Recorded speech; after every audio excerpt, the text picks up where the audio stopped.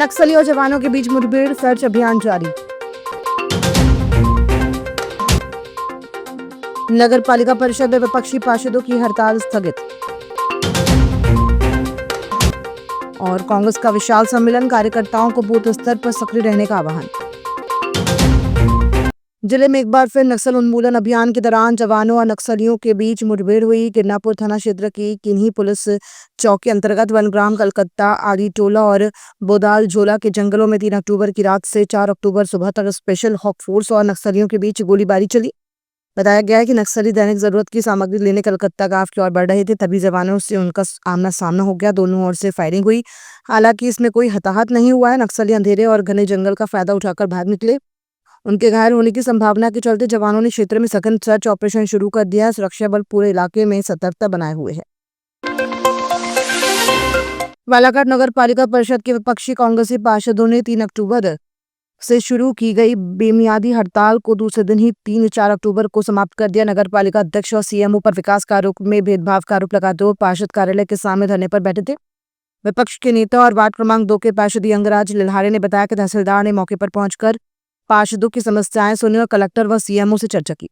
इसके बाद सीएमओ ने आश्वासन दिया कि आगामी 20 दिनों में निर्माण कार्यों के लिए तकनीकी स्वीकृति कराकर ऑनलाइन टेंडर प्रक्रिया शुरू की जाएगी। इस आश्वासन के बाद पार्षदों ने फिलहाल हड़ताल स्थगित करने का निर्णय लिया। हालांकि उन्होंने चेतावनी दिया कि वादे पूरे न होने पर आंदोलन पुनः शुरू होगा। अनिश्चितकालीन हड़ताल पर बैठे थे, धरना पर, और नगर विकास की समस्याओं को लेकर के बैठे थे। पर आज माननीय तहसीलदार महोदय आए और उनने हमारी पूरी समस्याएं सुनी और उनको ये लगा कि ये पार्षदों की जायज़ मांग है।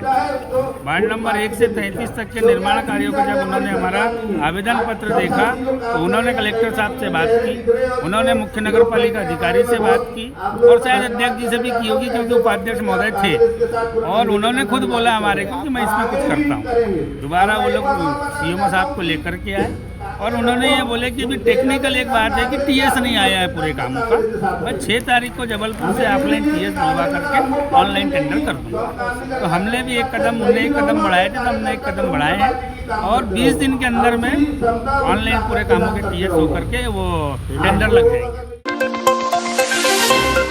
बालाघाट विधानसभा क्षेत्र में कांग्रेस पार्टी द्वारा मंडल, सेक्टर और बूथ स्तर के पदाधिकारियों का सम्मेलन शनिवार को कमला नेहरू महिला मंडल सभागार में आयोजित किया गया। सम्मेलन में कांग्रेस जिलाध्यक्ष व बैहर विधायक संजय उइके, बालाघाट विधायक श्रीमती अनुभव मुंजारे, वारासिवनी विधायक विवेक पटेल, पूर्व सांसद विशेश्वर भगत और बोध सिंह भगत सहित अन्य नेता मौजूद रहे।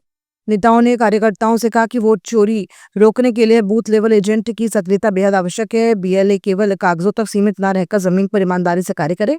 वक्ताओं ने कहा कि कांग्रेस संगठन ही सच्चे लोकतंत्र की आधारशिला है, इसलिए हर कार्यकर्ता को बूथ स्तर तक संगठित होकर सरकार की जन विरोधी नीतियों के खिलाफ जनता के बीच पहुंचना होगा। असत्य पर सत्य की जीत और बुराई पर अच्छाई के प्रतीक विजयादशमी के पर्व के बाद 3 अक्टूबर की रात गोंदिया रोड स्थित नए श्री राम मंदिर में महावीर सेवा दल समिति द्वारा भगवान श्री राम का भव्य राज्याभिषेक कार्यक्रम आयोजित किया गया। इस अवसर पर बाल कलाकारों ने भगवान श्री राम, माता सीता, भ्राता लक्ष्मण, भरत, शत्रुघ्न, वीर हनुमान और ऋषि वशिष्ठ का जीवंत रूप प्रस्तुत किया। श्री राम मंदिर के पुजारी और हनुमान का स्वरूप धारण करने वाले साधक तुषार उपाध्याय ने विधिवत पूजन अर्चना कर श्री राम की आरती उतारी और राज्याभिषेक किया। कार्यक्रम में महावीर सेवा दल के अध्यक्ष कुलदीप सिंह गांधी, संरक्षक किशनलाल बत्रा सहित नगर के प्रबुद्धजन बड़ी संख्या में शामिल हुए।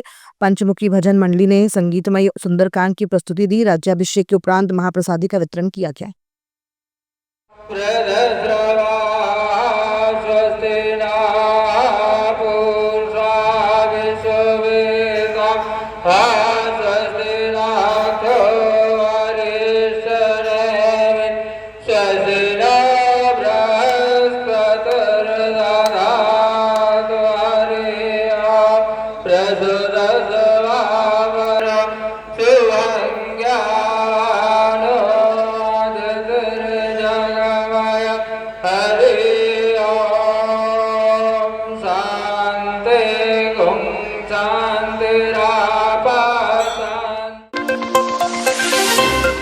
सोनपुरी नारंगी में सार्वजनिक दुर्गा उत्सव समिति द्वारा लगातार चौथे वर्ष नवरात्रि पर्व बड़े ही उल्लास और श्रद्धा के साथ मनाई गई।